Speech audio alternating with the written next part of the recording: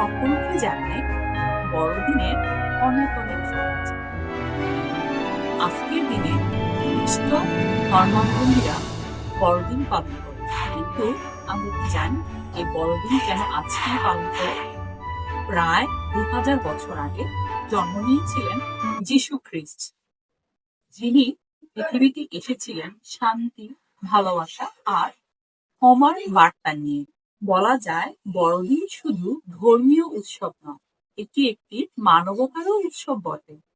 কেননা এই বড়দিনে শেখায় মানুষের প্রতি মানুষের সহানুভূতি, ঘৃণার বদলে ভালোবাসা, অহংকারের বদলে বিনয়, আর কষ্টের মাঝেও একটুখানি আশার আলো।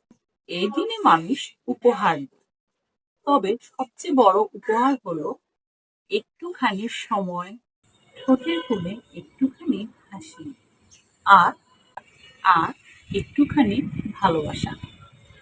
তাই বলা যায় বড়দিন মানে শুধু আলো আর সাজসজ্জা নয়, বড়দিন মানে মানুষের হৃদয়ে আলো জ্বালানো।